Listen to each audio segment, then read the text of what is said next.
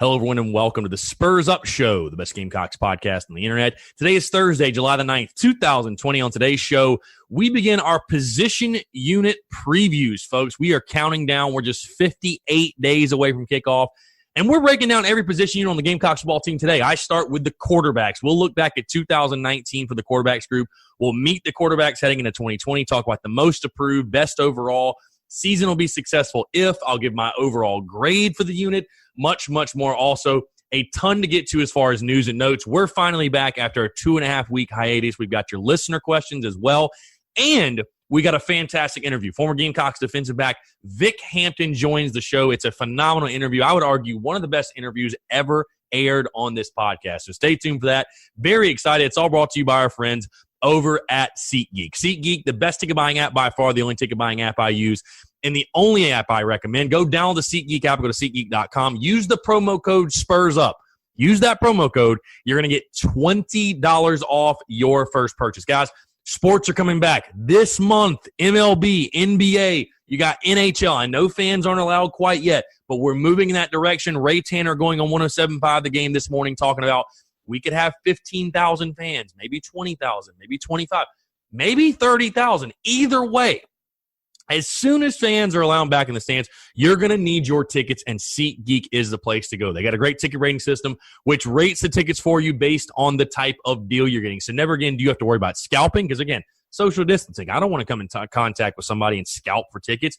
You can avoid that process. You're going to know exactly what you're getting, what you're paying, the value of your tickets. You're never going to overpay for tickets again. You're going to know how much the tickets in that section are going. So, again, you're going to get the best bang for your buck. You're going to feel good about your purchase. When you click that buy button, you're going to have the peace of mind to know, hey, I'm getting the best bang for my buck. My money's going in a good place. I can just go to the event, enjoy myself, and not worry about my wallet. So, again, that's our friends at SeatGeek. Go download the SeatGeek app or go to SeatGeek.com. Use the promo code SPURSUP, that's SPURSUP, to save $20 off your first purchase. Let's get it.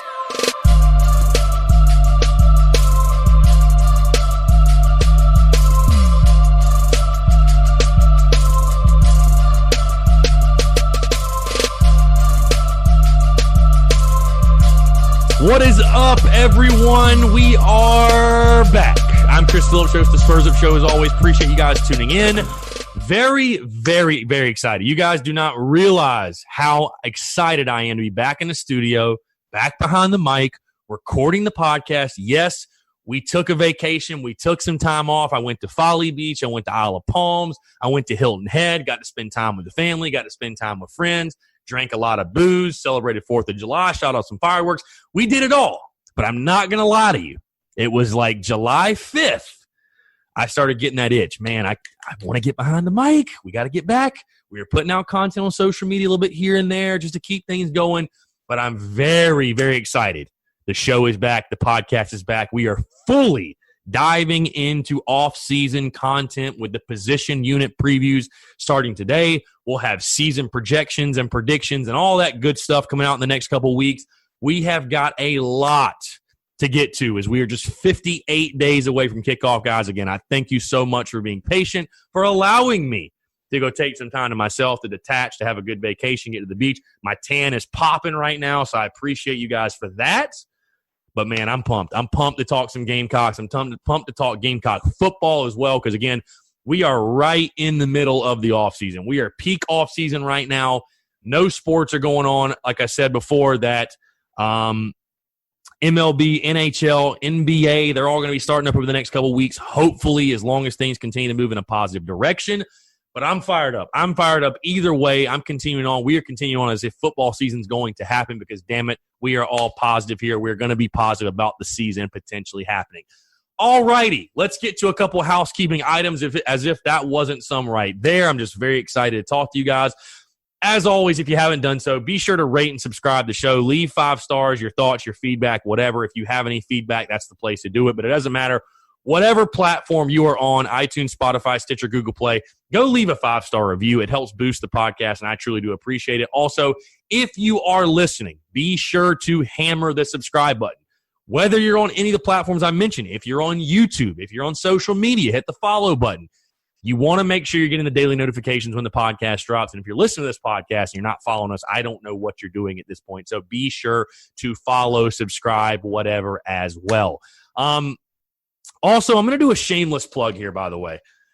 With everything going on, I have decided, and I don't have everything finalized or whatever, but I'm actually going to be dropping a new podcast, a new brand, if you will. And I know some of you may not care because it's not going to be directly related and affiliated with South Carolina. It's going to be just me giving my thoughts, opinions on things. It's going to be professional sports, college, things outside of sports, pop culture, relationships, partying, having, whatever. It's just going to be everything me. It's going to be everything in the world, if you will. Will it be political banter? No, I'm not a political guy. Will it be a lot of pandemic talk? Probably not, because I'm not a doctor. But it'll be a fun, vulgar, crude type of show that, something else, something to add, something to diversify what I'm doing. I figure, with things going the way they're going, why not? Why not try my hand? I've been wanting to go national for a long time, but it's just another thing to offer you guys if you want to listen. If you don't, whatever. TSUS continues to roll on without any interruption the way we've been doing. But I just thought, hey, like I said, shameless plug. I don't even have a name yet, but I wanted to throw that out there if you guys want to listen. August 1st is the date that I'm targeting for that, and I'm very excited for it. I think it'll be cool. Open up the realm of possibilities as far as guests, as far as topics, with as far as just content overall. I'm very, very excited for that.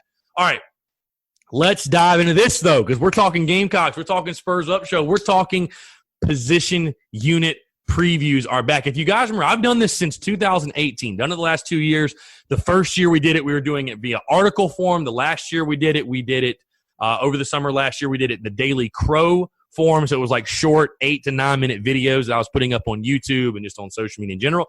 Now we have switched over to the podcast because obviously, again, we need things to talk about, and I figured this fit in perfectly with the show. We are starting, of course. What's the most important position on the offense? It's got to be the quarterback. We're starting with the quarterbacks, the signal callers for 2020. Before we do that, let's look back, though, at 2019, because 2019 was a very interesting year for the quarterback position in Columbia, South Carolina. Jake Bentley obviously started the season against North Carolina. He goes 16 for 30, 142 yards, a touchdown, and 2 picks. He gets injured. Whether he got hurt in the last play of the game or whether he kicked a locker, whatever you want to believe is up to you, but he got hurt. And Ryan Hilinski took over for South Carolina, the highly touted freshman, the blue chipper out of California. We all know his story, forever to 3, all that good stuff. He goes 236 for 406. He started the rest of the season, as we all know, 2,357 yards, 11 touchdowns, and 5 interceptions. The only other quarterback to play, well, I guess Jay Urich did play a little bit against Clemson, but DeCarrion Joyner getting the other playing time, the other snaps. He went 16 for 28 for 168 yards. Most notably came in the second half against Georgia when Ryan Hilinski got hurt. Helped lead South Carolina to that victory, I would say, for sure. So again, that's your quarterbacks looking back at 2019. Meeting the quarterbacks for 2020. Ryan Hilinski will be the number one guy coming in the fall. There's no question. He is the sophomore, Ryan Hilinski. Colin Hill, the senior. You have Luke Doty, the freshman, Jay Urich, a junior, and then Connor Jordan, a true freshman. We're talking most approved, best overall. Season will be successful if an overall grade. That's how these are going to go for every single position unit. Let's start with me. The most to prove out of this group, and my answer might actually surprise some of you. DeCarrion Joyner, again, not in the quarterbacks this year. He has transitioned to wide receiver. But the most to prove me, listen, you could definitely go Ryan Hilinski because Hilinski's got a lot to prove, no question. But I'm actually going to go with Collin Hill, the senior. And I'm going to tell you why. Collin Hill, coming into a situation, I posed the question on social media a few days ago, will Collin Hill start a game in Columbia? And just to go ahead and throw it out there, because I don't want to leave any uncertainty, any doubt, any speculation with any of you out there. I expect Ryan Hilinski to be the starting quarterback this football season. I expect Ryan Hilinski to be the starter. But Colin Hill is a guy who has a lot to prove. Transferring from Colorado State, following Mike Bobo, spent 3 years in his system. He threw for 3,323 yards, 23 touchdowns. He had 11 interceptions. Now, he is a guy that battled injury. He is a guy that never threw more touchdowns than he did interceptions. Or excuse me, yes, he did. His first year and his second. My bad. I was reading that backwards. He has. But 23 touchdowns, 11 picks. He is battling injury, coming back from knee injuries, stuff like that. We all know guys did not get to go through spring ball. Now, you would think that would help Colin Hill the most. 3 years, really 4 years. He was injured in 17, but was still there. He has a ton of experience under Mike Bobo and in Mike Bobo's scheme. To me, Colin Hill has the most to prove because if he, and I was talking to somebody else about this as well, if Colin Hill can't challenge, at least push Ryan Hilinski for the starting position, he's just terrible. There's no other way to put that because he has by far the most knowledge of the offense, of the way Mike Bobo wants to run his offense. There's no question. He already knows the lingo, the verbiage, and I'm not saying Ryan Hilinski can't learn that, but experience trumps, right? Experience matters in those type of scenarios, especially when you don't get spring ball. You don't get live reps to go over it. So I think just out of this group of guys, I think Colin Hill has the most to prove to me. It's like, is he just going to be a guy who's a third stringer, fourth stringer, and is just there to help Ryan Hilinski and Luke Doty along and sort of be the mentor? Or is he a guy that's actually going to challenge for some playing time? And again, like I said, I made it clear. I expect Ryan Hilinski to be the starter. But Colin Hill is a guy with his experience, especially with Mike Bobo being the OC. Could we see him factor in? But again, I think it'll just be, do you think Colin Hill really transferred here to sit on the bench? A senior? He could have just stayed at Colorado State. I know he's a South Carolina native and stuff like that, but he could have stayed there. He didn't have to come to South Carolina. I just have this sneaking suspicion that he did not. I think he came in to compete for the job and play. And again, I think he has a lot to prove because I think it's going to say a lot about Colin Hill's overall skill level and talent. If he's the third string quarterback, he's just terrible. He's just trash. There's no other way to put it. He's just trash because there's no way you have that knowledge of the offense and you can't push for the starting job. So I think he has the most to prove overall out of all these guys in the quarterback room. Now, best overall, I'm handing that to Ryan Hilinski. I'm handing it overall out of all these guys. I'm handing it to Ryan Hilinski. And here's the biggest reason, if nothing else. Again, listen, Ryan Hilinski's very talented, got great arm talent. He's got, I think he has intangibles you can't coach. I think that's one of his biggest things. But Ryan Hilinski, he's the only quarterback on this roster that's played an SEC game. If you're not counting DeCarron Joyner, who's a wide receiver. So, Ryan Hilinski, again, give him his due credit.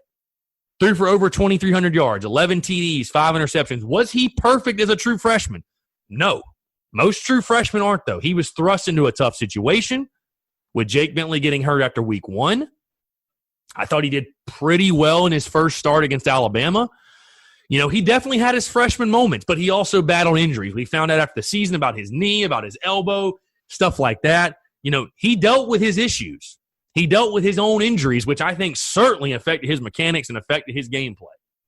Is he a perfect quarterback? No, I don't think so. I don't think Ryan Hilinski's a perfect quarterback, but out of this group, no question to me, he is the best overall. He is the best overall quarterback right now on this roster.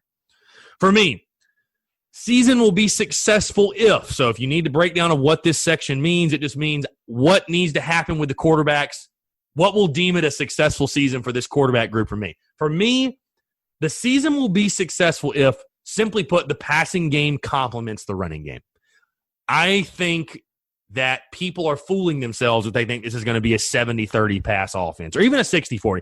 I think Mike Bobo's focus, he wants to run the football. That's why you bring in a guy like Marshawn Lloyd. I think you're going to see South going to be a 2 tight end set type of team.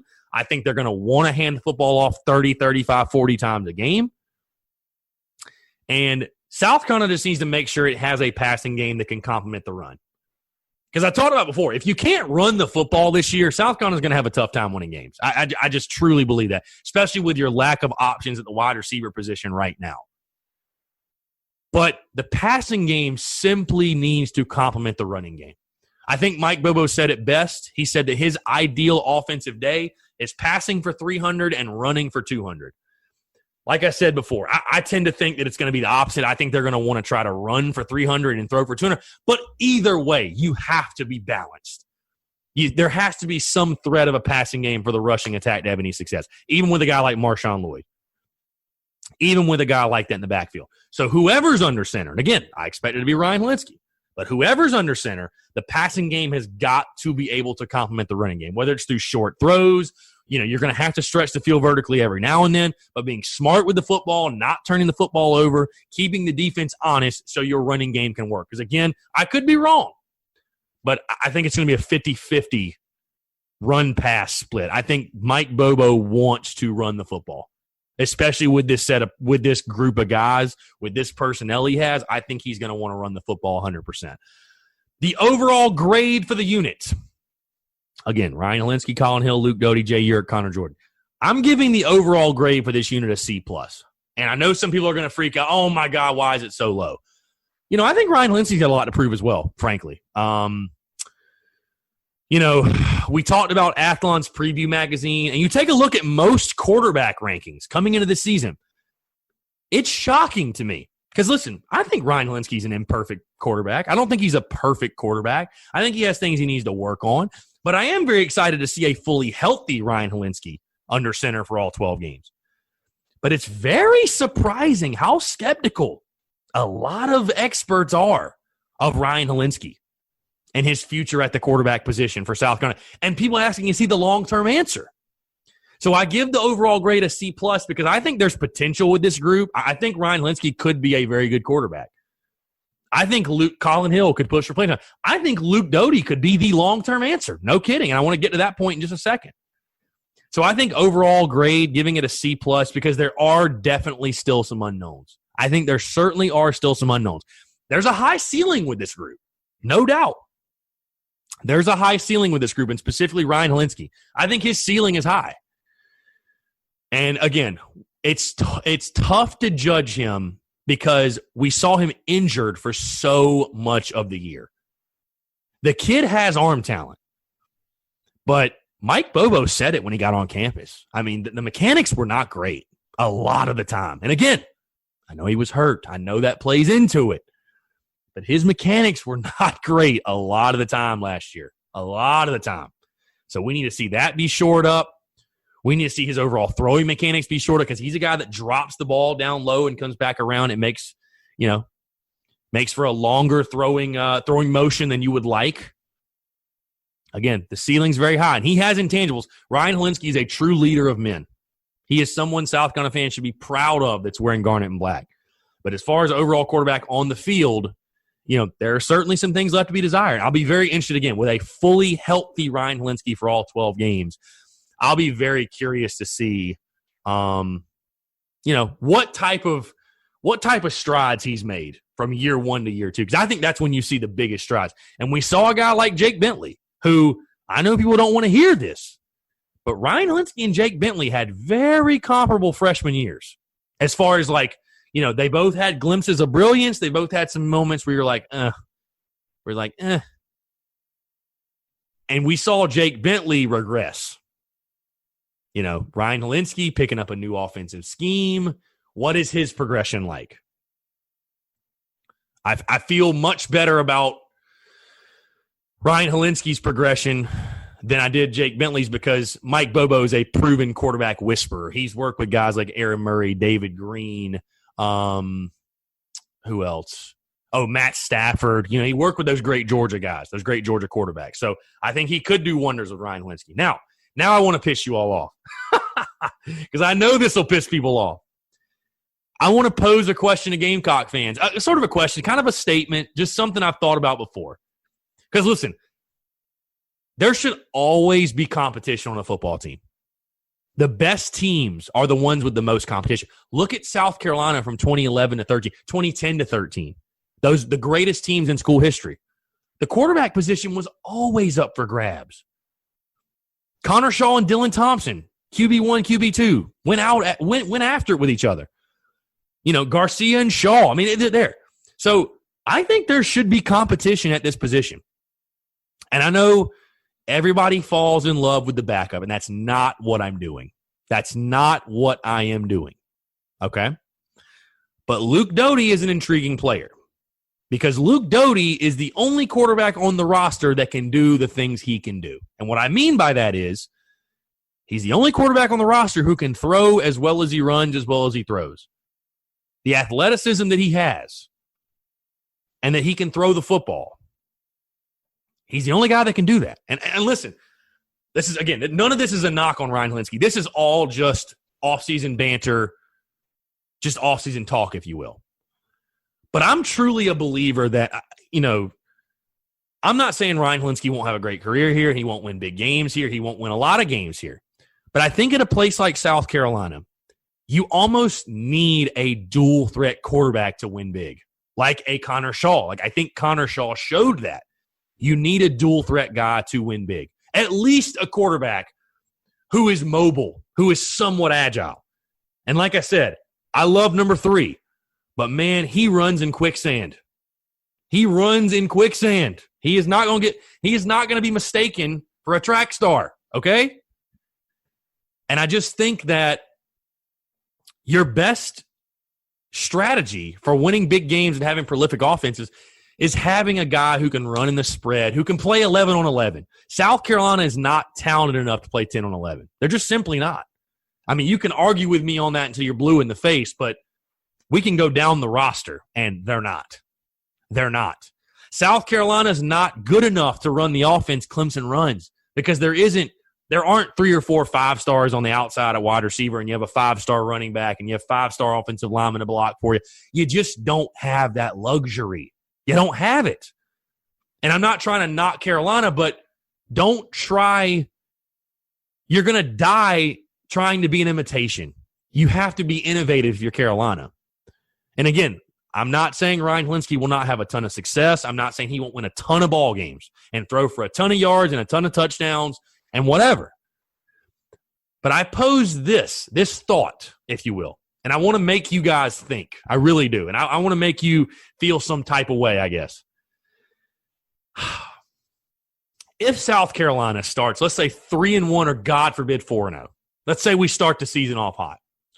And let's say Marshawn Lloyd at this point is a household name, because I think he'll have to be. If South Carolina has a good year, if they go to a bowl game, Marshawn Lloyd's a household name. But let's say South Carolina starts 3-1 or God forbid 4-0. But Ryan Hilinski's not playing well for whatever reason. Just isn't as accurate as you'd like to see. Is a little inconsistent, which are all fair knocks on him because we saw that last year. We saw inconsistency. Nobody talks about it, but he did miss Brian Edwards wide open for a touchdown in the corner of the end zone against App State that if there was no flag, would have won the game. Nobody talks about that because the flag bailed it out, but that's a thing. And again, he was hurt. I get it. I'm just trying to play devil's advocate, okay? I'm just trying to play devil's advocate because I like Ryan Hilinski, like his game. But if South Carolina's 3-1 or God forbid 4-0, but Ryan Hilinski's not playing well, okay? Not playing well. Do you think Will Muschamp will have the nuts, or will Mike Bobo have the guts to give a look to another quarterback, and specifically Luke Doty? Do you think that possibility may happen? Because you remember, Dabo Swinney did it. Dabo Swinney benched Kelly Bryant, a quarterback who had taken them to the national championship, to unprecedented heights, because he knew Trevor Lawrence was the long-term answer. Would Muschamp and company have the guts to do that? And again, I know that's going to piss a lot of you off, and I really don't care, but I think it's a fair question. Would they have the guts to do that? Because again, I just think in the long term, you're going to need a quarterback that's like a Connor Shaw that can beat you with both his legs and his arm. That's just my opinion. And I think Bobo's not opposed to running spread, but you cannot run spread with Ryan Hilinski. You can't do it. He can't run. Don't ask him to do things he can't do well. It's just pointless. You're not fooling anyone. Even Jake Bentley was somewhat agile. Like, there were some plays where Jake Bentley was like, you watched him and you're like, wow, he evaded that guy. I think it was 2017. Jake ran for like 2 touchdowns against Vandy. You were like, what? I just think that you need that in your offense. A team like South Carolina, the spread was invented for teams with lesser talent to compete against the bigger teams, to use their speed and athleticism that you do have. So again, I'm giving the quarterback position an overall grade of a C+. I think this is an intriguing position because it's Ryan Hilinski's to lose. I mean, he's the one with the experience. He's played in those battles in the SEC games. It's his position to lose, and I fully support 3. I think he's set up to have a great year, but he's not a perfect quarterback. And I know that, I may get ripped for saying that. He's not a perfect quarterback. I think he has the potential. I think he has the ceiling. And I think a lot of it's going to come down to the position he's put in as far as the offensive scheme. I really do. And does he have a running game to support him? But again, I think it'll be interesting to see. Does Colin Hill push? Does Luke Doty? I mean, ideally, Ryan Hilinski balls out and Luke Doty redshirts. I mean, that's the ideal situation, right? I mean, nobody's denying that. That's the ideal situation. But I think it'll be interesting to see just how much, if any, competition do we see? How much is Ryan Hilinski pushed? You know what I mean? Because competition, iron sharpens iron. There's no question. The best teams in college football, the best teams, period, have a lot of competition. So, again, it's Ryan Hilinski's to lose. Will Colin Hill push for the job? Will Luke Doty see any action? Will he push for it? It'll be interesting to see. Excited about it for sure. All right, let's get into a couple news and notes, then we'll get to your listener questions. Obviously, I could go on and on with these news and notes because we haven't talked for 2 weeks, so there's a lot that happened, but I'm going to go over kind of the highlight stuff that happened recently. Noah Campbell signing with the Brewers. He has decided to pursue professional baseball. Good for him. I posted on social media, and, I wasn't going to say anything. I didn't say anything on social media today, but,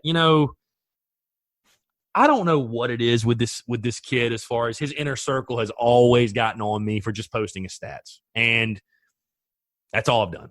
I didn't pick on Noah Campbell. I don't have any beef with Noah Campbell. I was his biggest fan when he played. I cheered Noah Campbell. I supported him, whatever.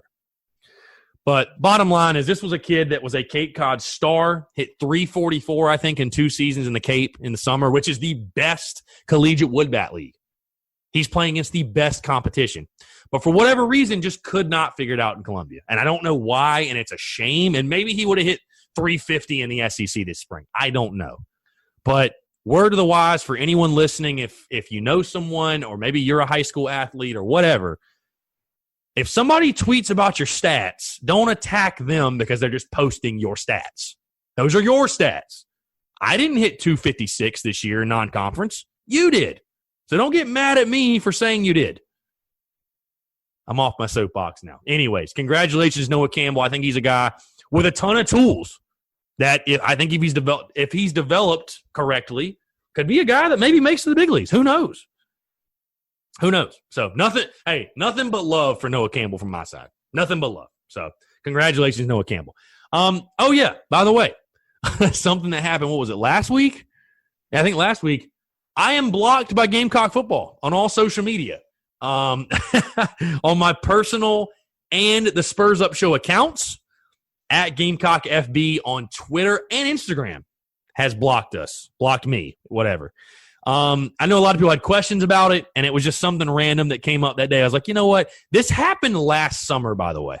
I'm going to release probably sometime next week, like a little mini show, like on a Tuesday or Wednesday, to just kind of give some insight, give an inside look at why that happened and what happened. But this was before the Fire Muschamp stuff.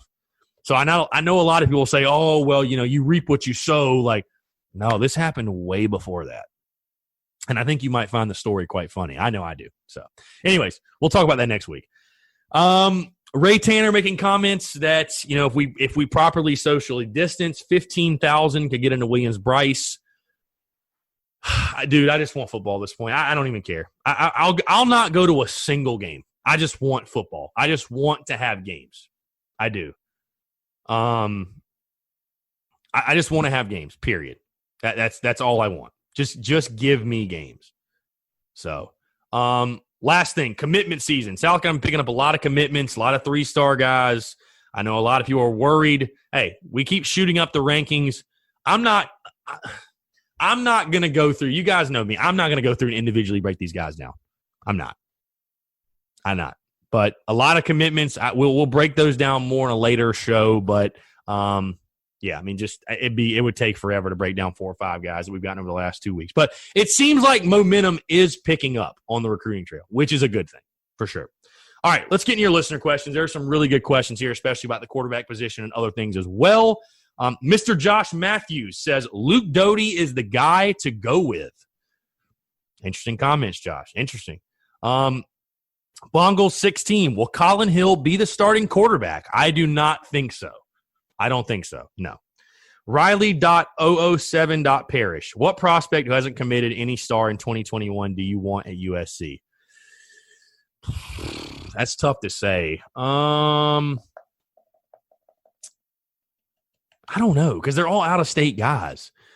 I just want to start pulling in some 4 and 5 stars, man. I'll be honest with you. I want to start pulling in some 4 and 5 stars. So, and Riley Parrish got a couple questions. Why are you so high on Hill when Ryan is the guy and then Luke are above him for sure? I'm not high on Colin Hill. I'm not like – I don't think Colin Hill's some world beater. I mean, dude, he had pedestrian stats at Colorado State. I'm not saying that, like, he's some great quarterback. I'm just saying he's most familiar with the Mike Bobo offense. And, I mean, I don't think it's coincidence that Colin Hill came here. Like, you know, he's most familiar with that offense. Do I think he's going to start? No. No, I don't. But would it completely shock me? No, it wouldn't. It really wouldn't. He says again, would you rather have Lorenzo Nunez as quarterback or Brandon McElwain based on SC games?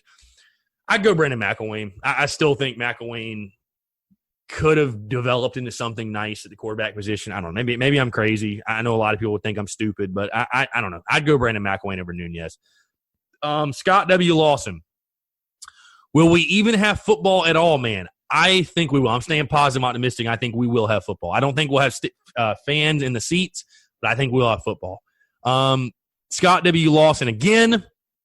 Ryan's such a great guy, passer, but at the end of the day, SC needs a dual-threat quarterback, right? I mean, you know, I said in the show, I think to win big at South Carolina, I think you do. I think, like I said, I don't think South Carolina is good enough to play 10 on 11, which is basically what you do when you have a quarterback that just can't run. I mean, Ryan Hilinski can't run, bro. Ryan Hilinski can't run. He can't. He's slow. He's so slow. It's no knock on Ryan, but he just is. He just is slow. There's no other way to put it.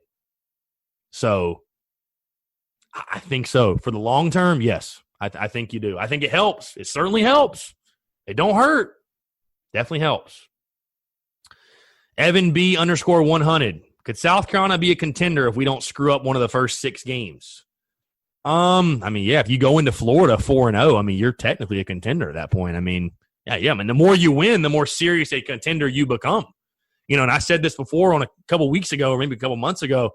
If South Carolina starts 4-0 and you're 4-0 going to Gainesville, that's the biggest game of the Muschamp era. That's the biggest game for South Carolina since 2013. I mean, maybe Georgia 2014. But that's one of the biggest games since the glory days of Carolina football because you're probably ranked. It'll be for first place in the SEC East. Like, yeah, there'll be a lot on the line for that game. So, yeah, I would definitely say that, hey, the more you win, the more you can argue, hey, South Carolina's a contender. The more you can argue that. Give me just one second. I'm going to go back to the tweet because I think there were some responses. There were some responses to the tweet as well talking about quarter. Here we go. Yeah. There were definitely some replies. Terrence Harris, how much do you think Hilinski will improve from last season? I think that's the $1 million question. I expect him to certainly improve. I think his mechanics will be better. Mike Bobo pointed those out. How much better will he be, though? Interesting to see. Terrence Harris, again, he actually had a couple questions. Should Muschamp let someone else start against Coastal or East Carolina to try and give someone like Doty some experience since he can always put Hilinski back in if he needs to? I say no. No, you need to get Hilinski as many positive reps as possible. What I mean by that is completions, touchdowns, positive plays. So I think you need to get as much confidence as you can going into SEC play. Jay Rochelle, Honestly, this is the deepest Muschamps quarterback room has ever been here at South Carolina. If you can't do anything good with 4 good quarterbacks, 2 of which I think truly have pro talent and skill in Hilinski and Doty, it definitely will be time to move on from the boom experiment. I agree. I agree 100%. Michael Cavalier says, Colin Hill is a very good quarterback. Him and Doty Hilinski should be lethal for a 2-3 quarterback rotation. Now, I don't think there will be a rotation like that. I could be wrong. I could be wrong, but I don't see a rotation happening. I think they're going to try to go with a guy and stick with him. Again, could be wrong, but I don't see that. All right, so that's going to do it for the listener questions. Appreciate the listener questions, guys, as always. Makes it a lot of fun. Got a fantastic interview. Very excited for this interview. Former Gamecocks defensive back Vic Hampton. We all remember Vic.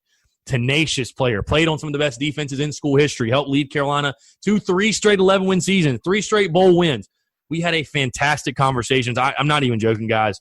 One of the best conversations I've ever had on the podcast. Vic was absolutely fantastic. So sit back, relax, enjoy. It's all brought to you by our friends over at SeatGeek once again. Go download the SeatGeek app. Go to SeatGeek.com. Use the promo code SPURSUP.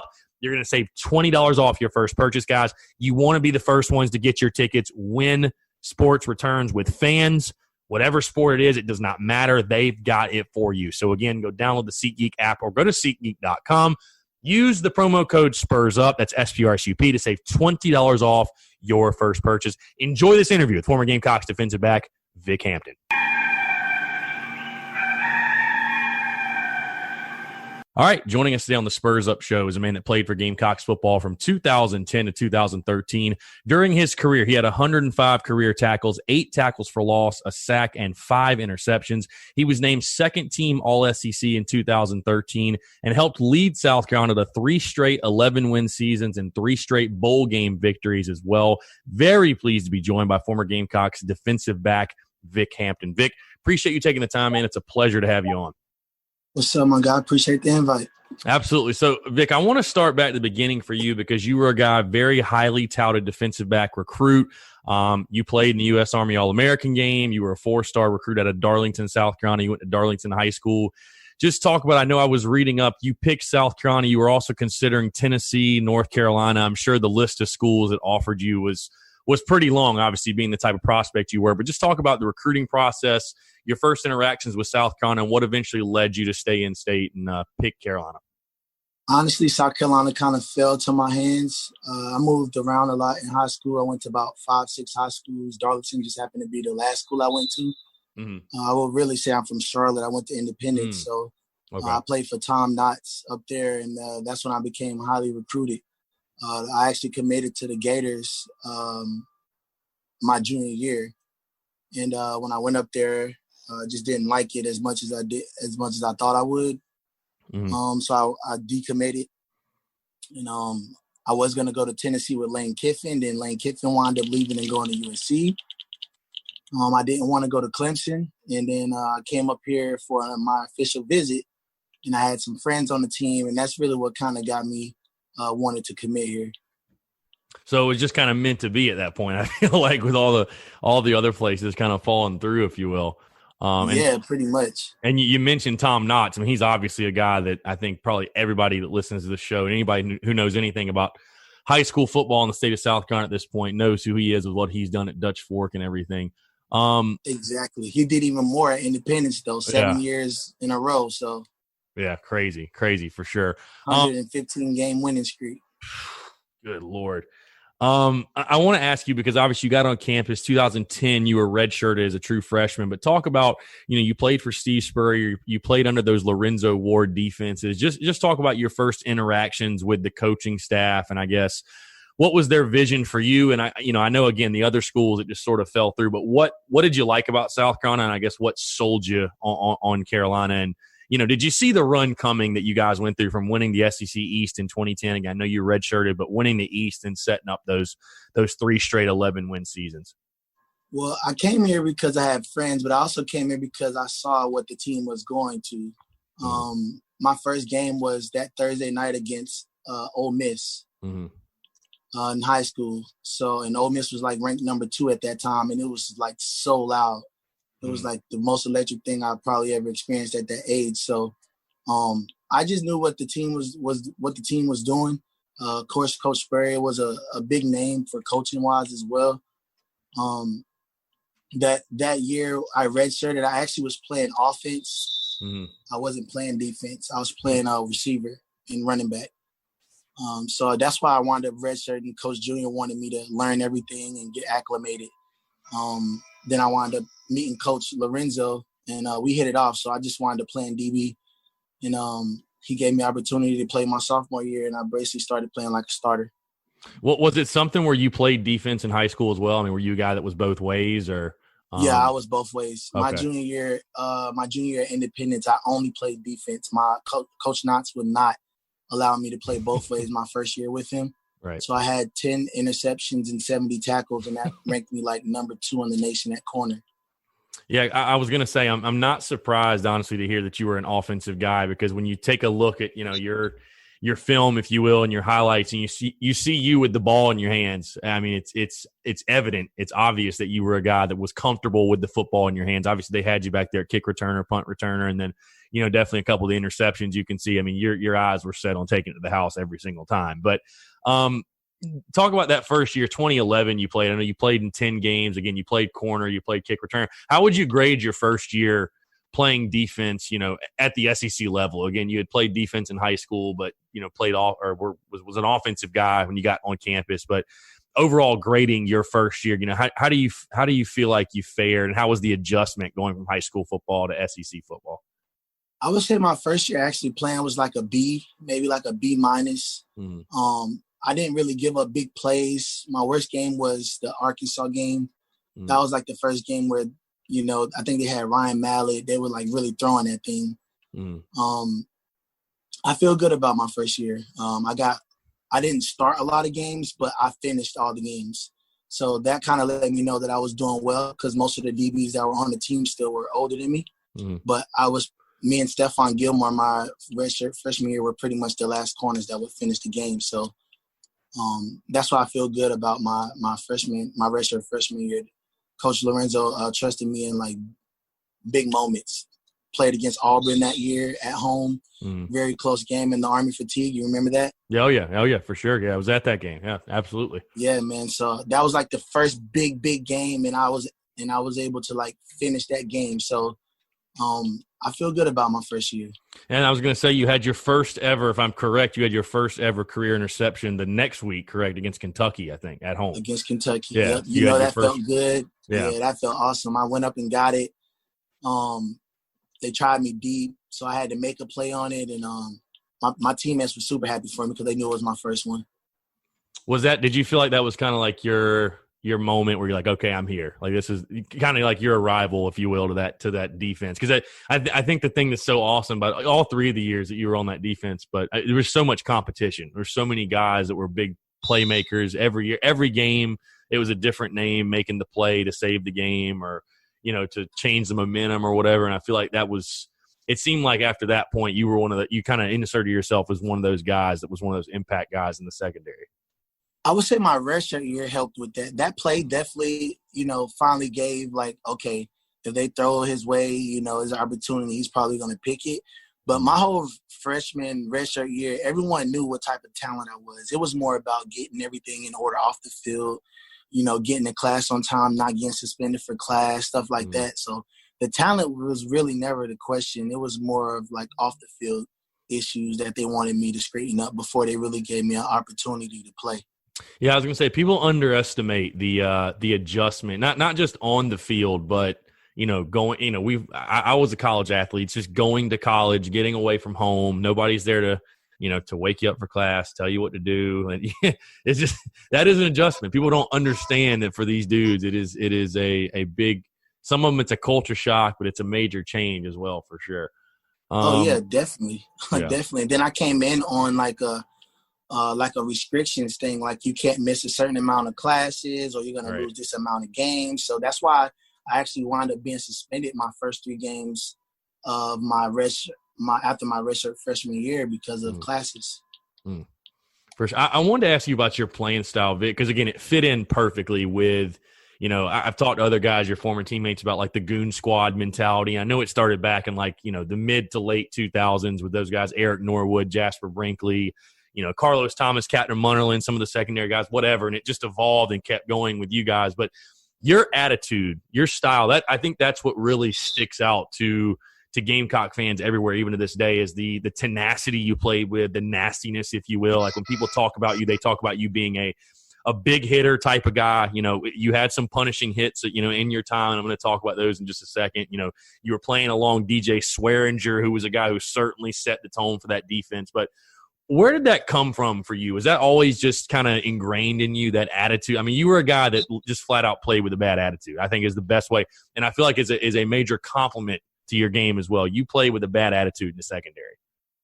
Yeah, man. I don't know. Like, I moved around a lot. So, and I didn't have a pops in my life like that. So, just moving around a lot, adjusting to different environments. I never been anti. So anywhere I moved, I always made friends. So I didn't have a problem. I never been afraid of approaching like situations that may be more difficult for others. I also like at corner, man, you gotta have like that type of mentality. Like, and I played boundary corner. I didn't really play a lot of field corner. I was like the boundary corner. So where they run the ball to, like you got to come up and make those type of plays where they put their best wide receiver and you got to play them by yourself. You out there on the island. Like if you playing scared, corner ain't really for you. Mm-hmm. No, for sure. So I want to shift gears a little bit, Vic. I got to ask you, I ask all the guys about the Carolina-Clemson rivalry. You being an in-state guy, being from Darlington, South Carolina, you talked about you didn't want to go to Clemson. You went undefeated against those guys. I mean, even 2010 when you redshirted, you literally went 4-0 against them, which I know has to be a really, really good feeling. Just talk about that rivalry, though. Again, playing in that rivalry, I mean, a lot of the games you played in were not close. You guys pretty much took them out, especially defensively. I mean, those were some – I remember 2011 specifically. I forget who I was talking to about this a few weeks ago, but when Taj Boyd tweeted that he thought the defense and specifically the defensive line was average. And, I mean, you guys just dominated them. It seemed like all of those years. But just talk about being in the middle of those battles, being in those games, and, to be able to say that you went undefeated against your bitter rival while you were there. Man, that's one of the best feelings, bro. Like, now I can't really talk much because we've kind of been getting, we've been losing about 5 or 6 in a row, if I'm not mistaken. Yeah. That's why I feel like some of us guys need to get back around there and really get that mentality back so they don't just they kind of like, I don't feel like they have the vibe that we had. Mm-hmm. Like we didn't accept losing at home. Like we had the best home record ever when I was there, I believe. They had a talented team, so the difference between the teams they have now and the teams they had then, I don't think there's no difference. They had Sammy Watkins, they had Taj Boyd, DeAndre Hopkins. Their offense was like one of the most explosive offenses. So it was exciting, man. Like I remember times during that time, like it was a lot of articles about, me and Sammy going one-on-one. So Clowney being going against Taj, getting those 4 sacks that game. Like it was a big game for us, man. Every year, no matter where we were, if we would have lost every game, that would still always be like sold out, regardless. So the rivalry was different, man. It was always on ESPN. You could just tell, you could just feel the atmosphere was just much different. Mm-hmm. No question. It's funny. I want to go back to something you said. You were talking about just the attitude and again, the swagger you guys play with, and talking about, the current state of the program, which I definitely wanted to get more into, a little bit later in the show, but I want to go ahead and address it as far as you talking about, that just having that attitude. And I sort of do agree with you. I think there are guys in the secondary right now for Carolina. I mean, people are projecting Israel McQuamu, J.C. Horn as potential first rounders. And I'll tell you a guy that I really like that reminds me of somebody like you or a Swearinger is Jamie Robinson. I think I love the way he plays. Is that number 6? Yeah, number seven. Yeah, but he was a true freshman last year. Had a pick against Florida, but he's one of those hard hitter guys. I mean, he made a few mistakes. Obviously, true freshman. I mean, what do you expect? But plays with that swagger, that attitude. But so you would say that's something you want to see more of, I guess, assuming everything is all and well and we have a season this year, just assuming everything goes as normal. That's something you want to see more of, because that's the thing. I'll tell you this, Vic, is that, you can talk to anyone. I'm pretty tough on Israel Mukuamu and J.C. Horn, just because I feel like when you talk as much as they do, you have to be able to back it up. And I mean, I just think that, it's, if you're going to talk like Dion, you have to play like Dion. You know what I mean? Yeah. And those guys are really good, but, a guy like J.C. Horn, my biggest knock on him is like 2 years and he has no interceptions. It's like, you got to put up the statistics, if you want to be considered the best, right. the best defensive back duo in the country or even in the SEC. Because, again, when guys like yourself and Swearinger and Gilmore, and you just start rattling off these names have come through, you kind of have to put some respect on what those guys did too. You know what I mean? Right. So I agree with you. I think I think the attitude, we do need to see a little bit more of an attitude shift, and not even just that, but backing up the attitude too, because I feel like that was the thing with you guys, is that you guys had that attitude. I mean, you had a bad attitude, you had that swagger, but I feel like you guys also backed it up as well. And you would hit somebody in the mouth and just set the tone. I mean, it just, you got to be able to set the tone, I feel like, and not just have the attitude and back it up as well with your play. That's just, I don't know. That's just my opinion. I mean, when I came in, I had grown men on that team too, though. That's one thing I can say is the difference too, maybe, is like when I came in, man, like I could have played my freshman year. They actually tried to make me take my red shirt the freshman year against Tennessee. But I chose not to, because I was going to be like a kick returner and that's it or something. I wasn't going to get an opportunity to like play anything else. I didn't want to do that. But like when I came in, man, we had guys like Trayvon Robertson, Melvin Ingram, Shaq Tom, what was Shaq's last name? Diesel. We used to call him Diesel. We had Devontae Holloman. Yeah, Thompson. So we had like a lot of grown men, man, that like they were already like that mentality. They just wouldn't allow us to have it. Also, the camaraderie, like the culture was set. You're saying, yeah, like the culture was set. Like we had team functions. When I come down here, like the team is in groups. Like they don't have like a lot of events together. When I was there, we used to throw fish fries. We used to throw pool parties. We used to throw like bowling parties. Like we just did everything together. Everybody knew each other. You know what I'm saying? Like I don't see the same the same culture, the same team aspect of everyone's like on the same page. You know what I'm saying? Mm-hmm. Like I don't see those guys that's really stepping out to be the leaders. And then at corner, like we do have defensive back wise, I'm super excited about the defensive backs. I think like everyone's getting older now. Like it's like their third year.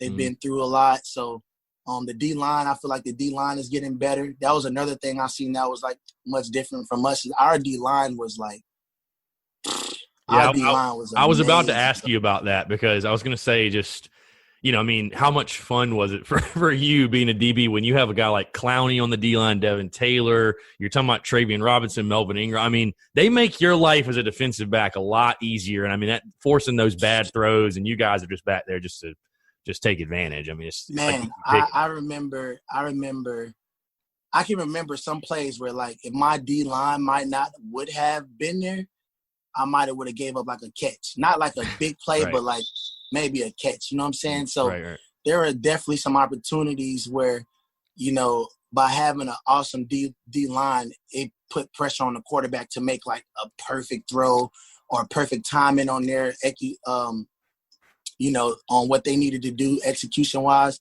So having a D-line, bro, is very important for DBs. Not even gonna lie to you. So that's another thing. Like our DBs now, they do cover maybe on average 2 seconds longer than we might have had to. Right. Yeah, I mean, it's funny because I know you played with Sherrod Golightly, and I had him on the show, and that was, he was on that 2014 defense, and I know a lot of fans and outsiders, they say, oh, what happened with the defense?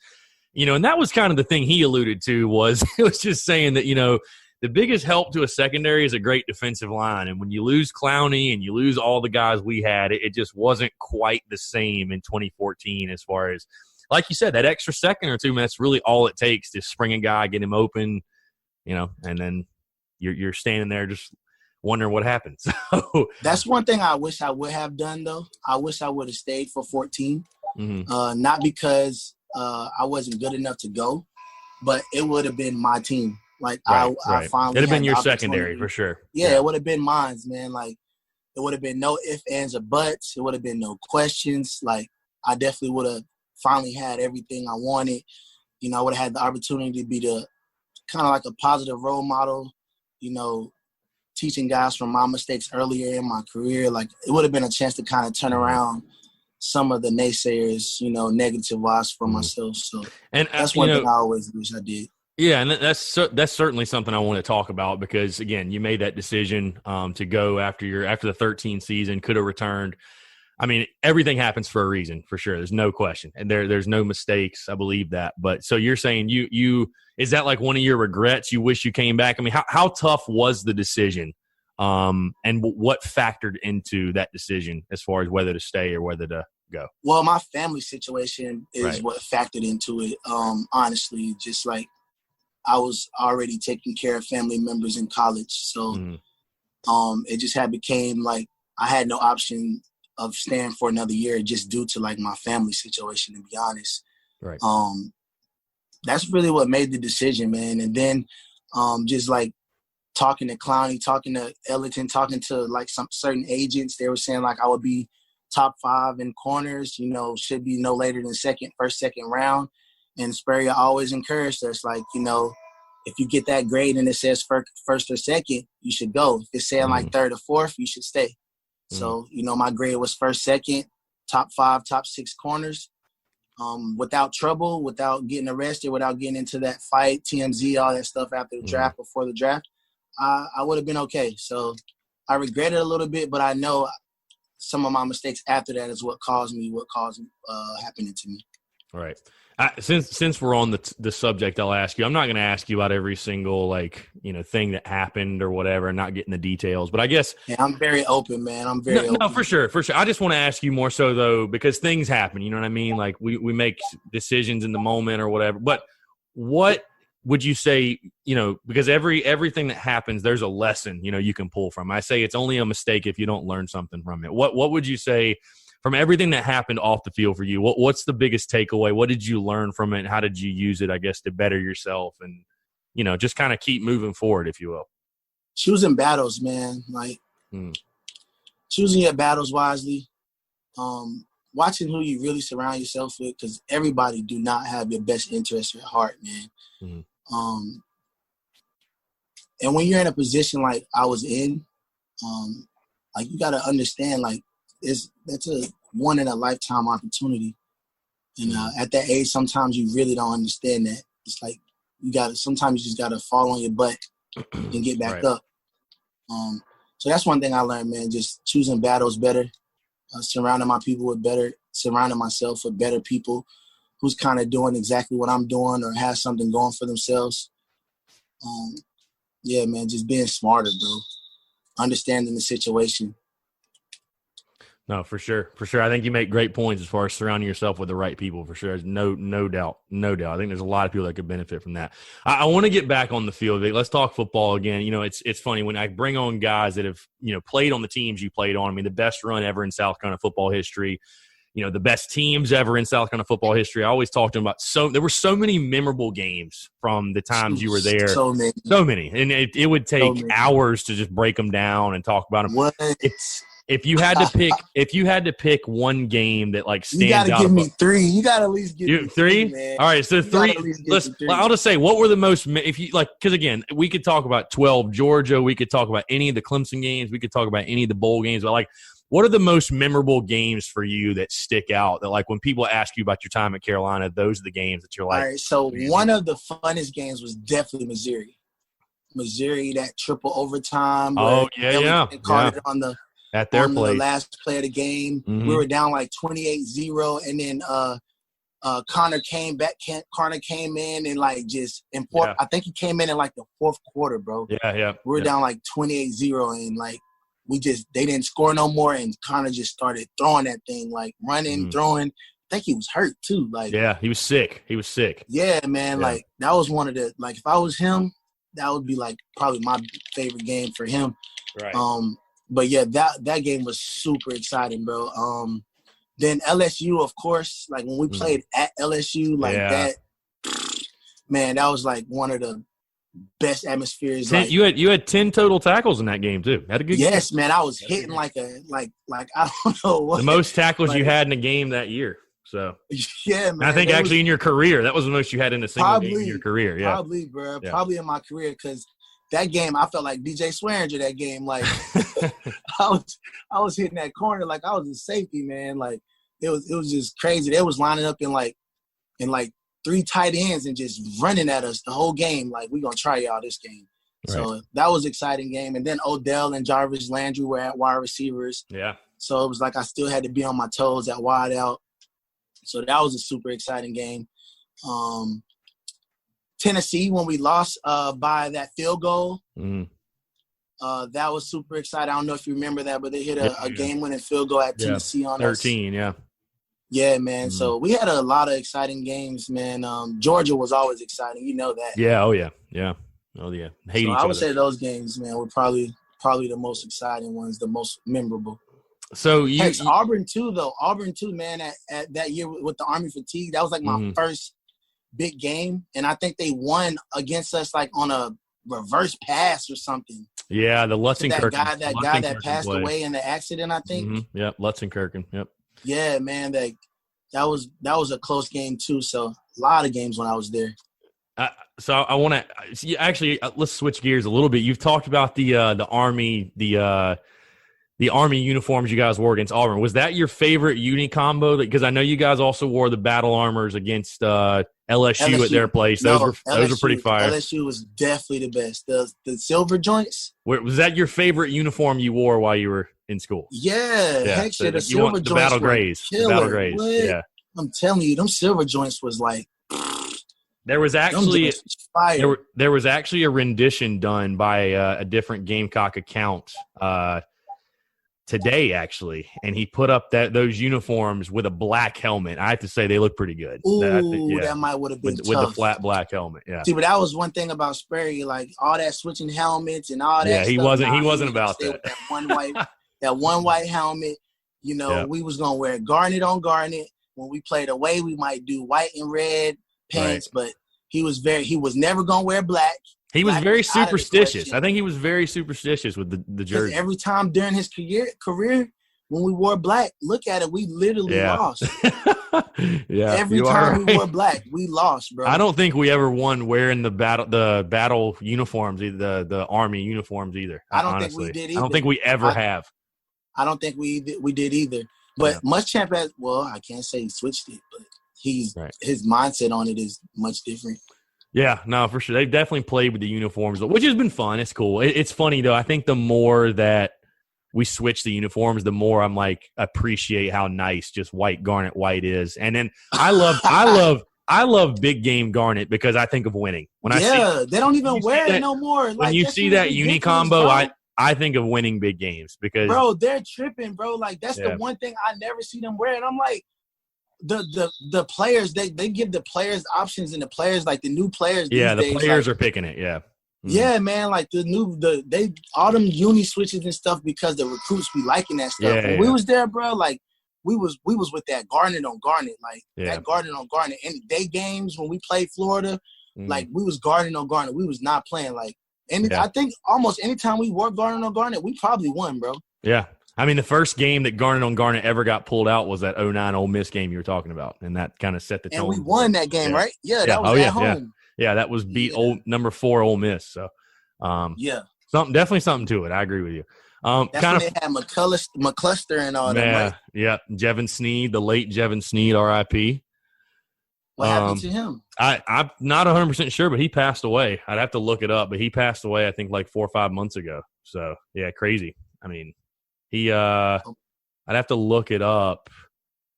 Was it the Rona? Calls with CTE from concussions, apparently. Oh, wow. Yeah, apparently he had concussions. I don't know, just crazy. I have no idea. So that's scary. Yeah, for sure. Because he was around 30, early 30s. Yeah, he was not old. Yeah, yeah. Wow. He was not old. Yeah, apparently Jevin Sneed took his own life. Because it was tied to CTE. So, wow. Yeah. But not to make light of it, but I want to ask, speaking of that, and speaking of helmet to helmet hits, I want to ask you, what was the harder hit for you? Because you had a couple big hard hits. What was the harder hit? Was it the hit against the quarterback from Wisconsin in the bowl game that everybody remembers? Was it that hit, or was it the helmet to helmet hit you took against North Carolina when you're falling to the ground and their dude just somehow gets a helmet to helmet and doesn't get a flag? For me, pain wise, it was North Carolina. Yeah. Yeah. and that was you when took the blow, not delivered it.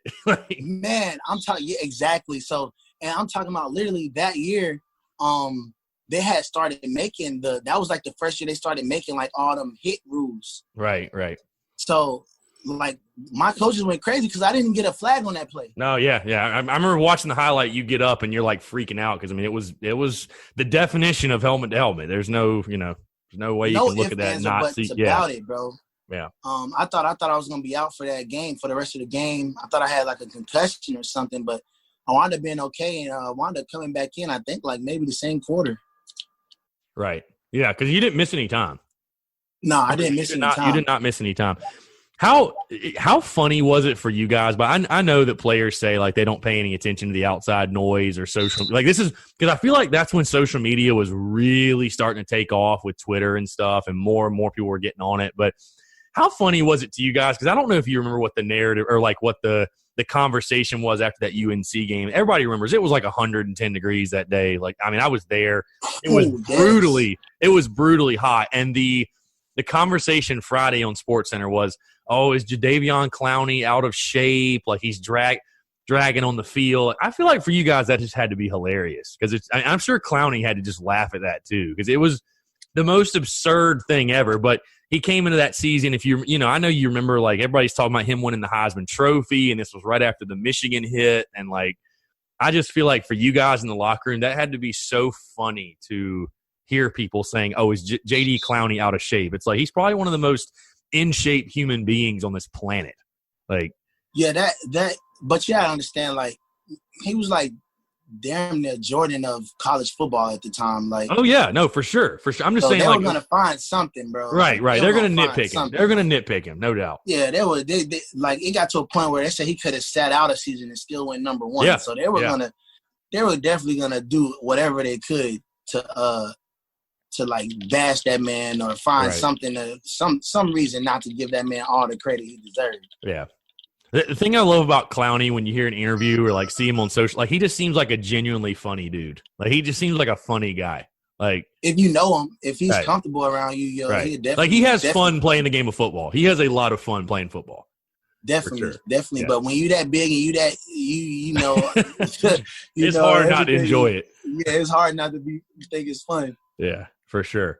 But yeah, that game was super hot, bro. Yeah. And then that year I think we had went really hard in the offseason though. But he had so much going on that year with like not having to possibly play that, you know, he didn't have to work out all the time or sometimes he wouldn't make the workouts because he didn't even know if he was gonna play that year. Yeah, he was going on like Letterman, and I mean he's with Sports Illustrated, and I mean it's just crazy. That was madness, the Clowney madness. That was fun though. He literally became a phenom in front of our eyes, bro. Yeah, for sure.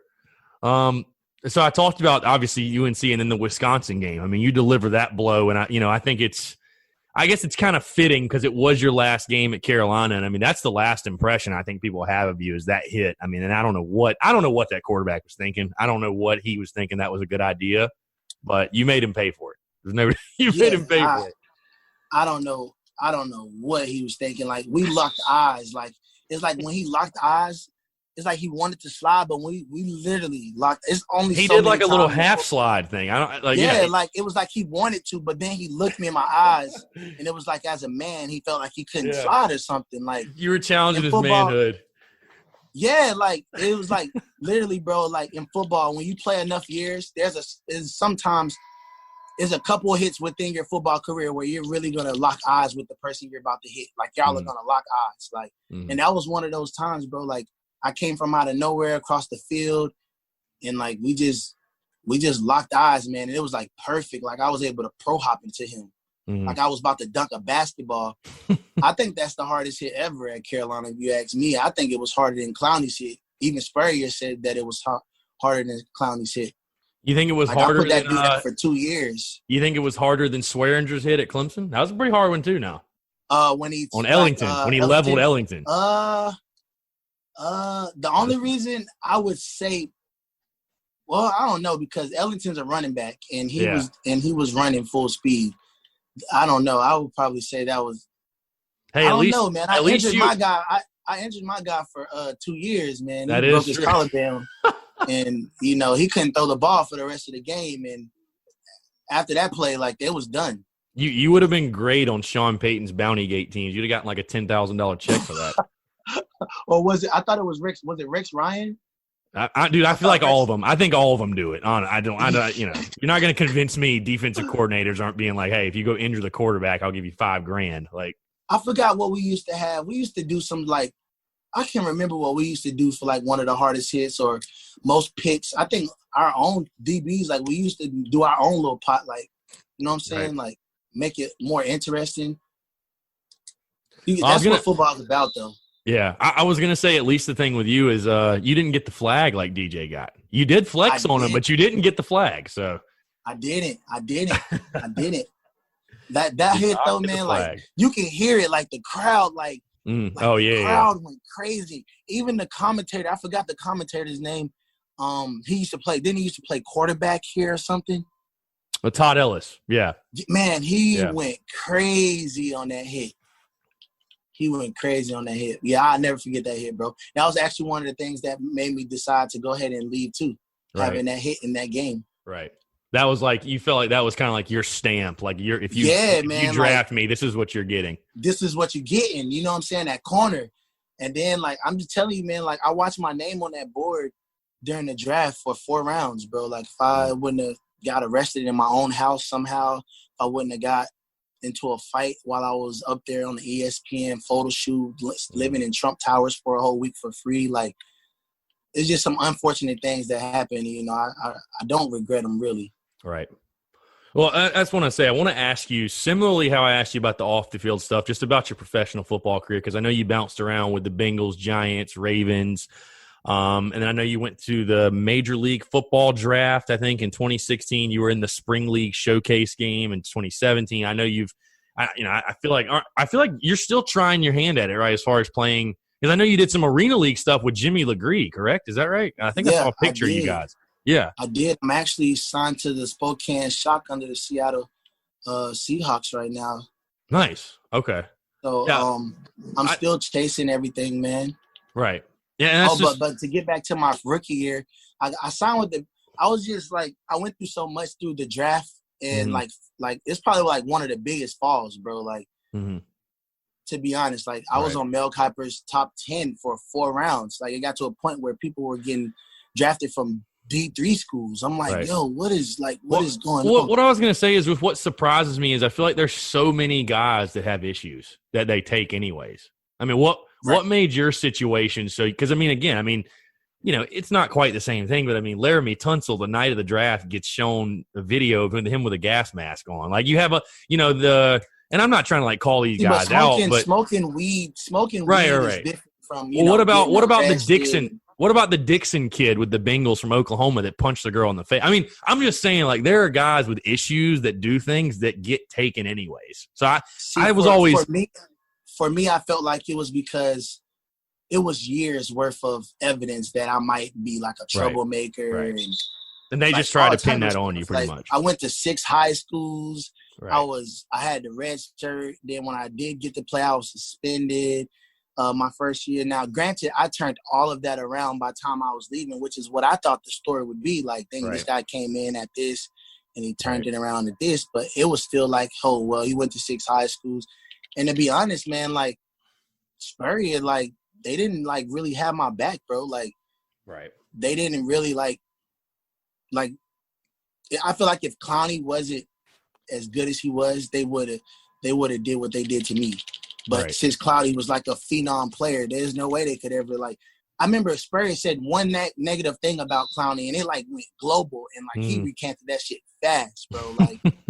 Like, fast as hell. But for right. a guy like me who's just a regular 5'9", 5'10", second round possible cornerback, right, with previous troubles, like I'm not a phenom type of player because of my size. Like, so like they didn't have to like recant things, or like with things that were said behind closed doors wouldn't come to light the way they would if you said that about Clowney.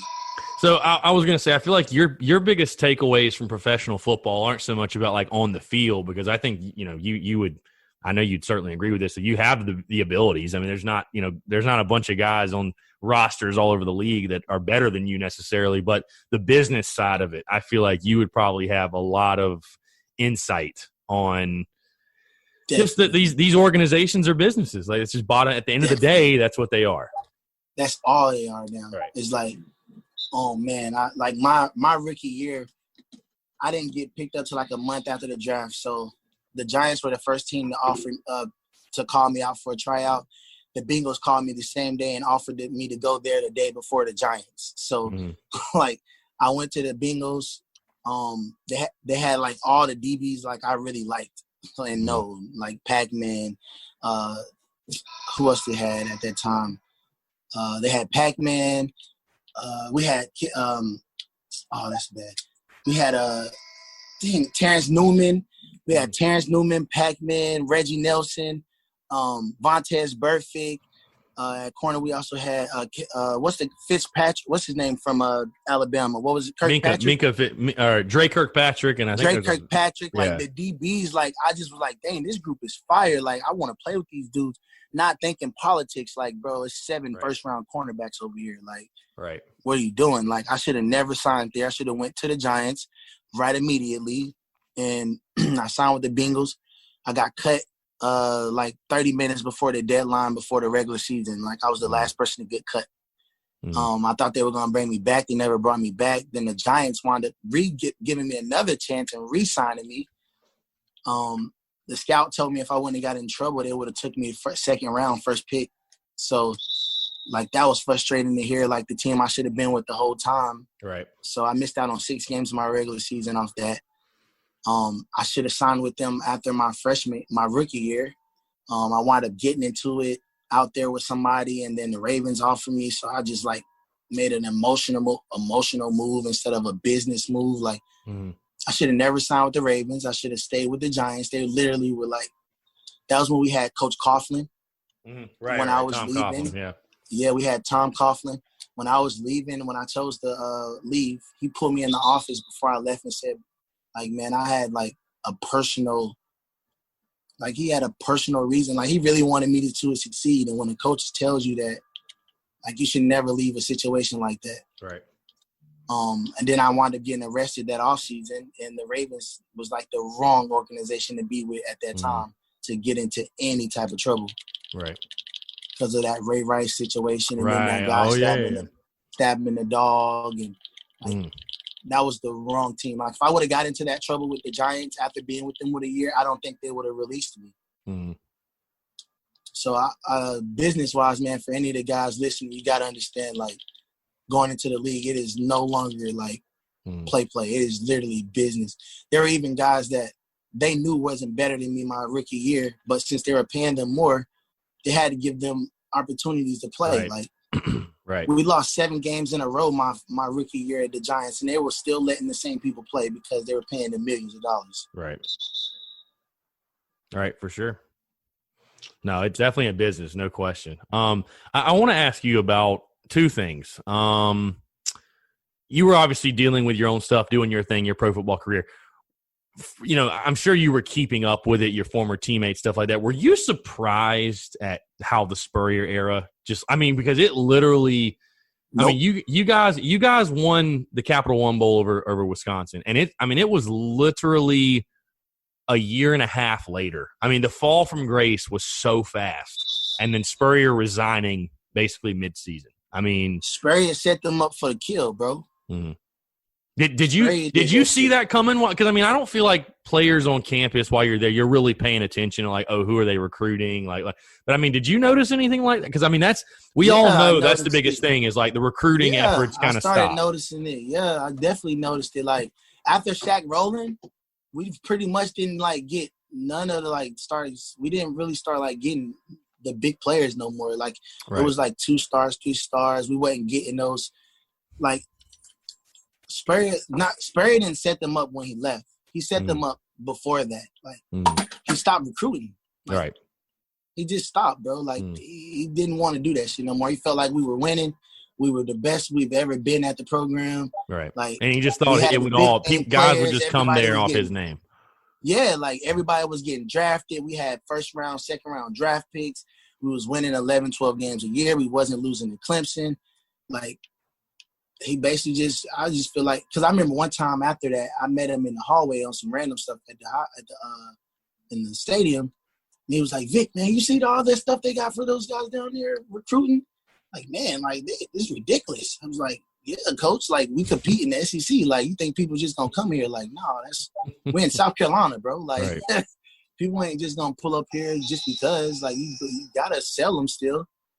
Like, people like me, I never thought about South Carolina. I just happened to come on an official visit and have fun and knew a couple people on the team. So most people are not fans of South Carolina Gamecocks, bro. Right. Like, and South Carolina doesn't have the tradition to carry them in exactly. Unfortunately, it just doesn't have the long-standing tradition to carry them in recruiting with no effort. Yeah, like especially not like a Georgia or a Clemson or a Alabama or a Florida. Like we don't have that tradition, and then we built the tradition, and you kind of like let it die. Right. Yeah, that's what I wanted to ask you because again, you're obviously very in touch with it. I mean, you saw it firsthand, and I mean, listen, I'm a guy that I think my feelings on Will Muschamp are pretty well documented at this point. I'm not sold on the thinking that he's the guy to get South Carolina to the level of winning titles. And to me, if that's not your ultimate goal, then I don't know why you're even playing the game to win championships. But I'll ask you. I mean, and maybe he will turn out to be the guy. But I just want to ask you, what do you think needs to change? I know you're not in the building every day or anything like that, but I mean, is there anything noticeable that you see that you would say this needs to change to get back to the level that we were on when I was there? Yeah, like, bro, there's so many players that during that culture, some of us are not like in the NFL. Like the staff, not saying like the whole staff, but I don't think there's like no one from the culture that was built here like around. And I think that's like a big thing. Like, I just really think like people like me, people like Sherrod Golightly, like people that really, Devontae Holloman, like he's a head coach right now, but Kelsey Quarles, like it's so many players, bro, that's not around that want to be around, but we just not around, bro. Like that needs to change to me. Personally, I think he does really well with recruiting. I think he brings in good players. I think he's a hard-nosed coach. Like he don't take no BS. He's gonna like it's not just about being on the field. It's like about being a good man at the same time. So he definitely has the characteristics of an awesome coach, bro. Like on and off the field. It's just I feel like the culture that we built here, no one's here that built it. So it's like trying to start a whole new culture when we kind of had the culture built. I just wish some of us could be around more. For sure. No, I'm not saying that he won't allow it. I don't think that he won't allow it. Right. I talk to T-Rob all the time. Like, I love T-Rob. Coach T-Rob? Yeah. Oh, yeah. I love T-Rob, man. I love T-Rob. Like, I would love to be around the team more, honestly. Yeah. No, yeah, for sure. I've heard that from other guys as well. So, I mean, I think there's definitely something to it. Injecting some of that, injecting some garnet blood in there for sure. I want to ask you one last question, Vic. From your time at South Carolina, what was your favorite part about being a Gamecock? What, as far as, was it running out to 2001, playing in front of the fans? Was it campus life? Was it going out? Like, was there one thing that you remember vividly as far in your memory that stuck out of your time at South Carolina that you really enjoyed? Hold on, say that one more time. Just as far as your time at Carolina, what was your favorite part about it? I mean, what was like some of your favorite memories? Was it, running out to 2001 or playing in front of the fans, or was it even like off the field campus life, or like going out, or like just the city of Columbia? Like, what was, I guess, some things from your time at Carolina that stick out vividly, from being there? Man, my freshman year and sophomore year, like staying on campus, staying in the Doty, like just like experiencing campus life, like being on your own, you know, getting your first car and being able to like not have to talk to your mom or like like you can get up and go, like just I just wish everyone at 17, 18 like had that opportunity of that experience to like really go to college, you know what I'm saying, and like just get the opportunity like to grow without still having like a whole bunch of responsibility. Right. So I would say that, man. But of course, like playing in front of that 80, 90,000, like every home game, no matter who we played, like, bro, like being ranked always in the top 10, like, so our games were always on TV. Like the experience of playing football at that school during that time was definitely different. For sure.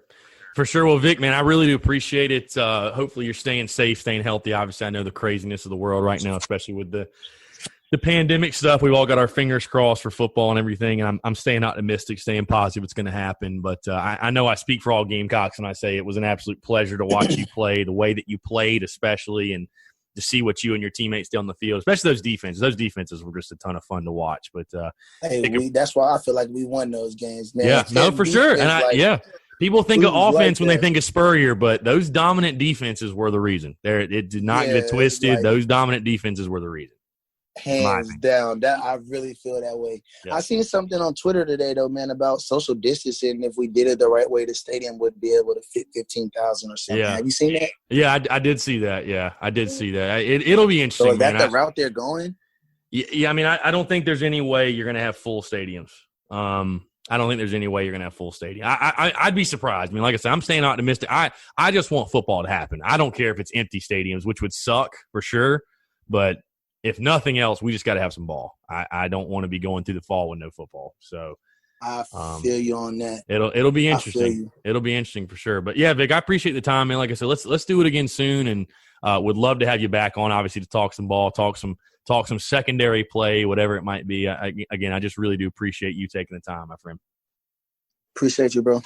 Perfect. So for Vic Hampton, I'm Chris Phillips. We appreciate you guys tuning in, and we'll catch you next time on an episode of the Spurs Up Show.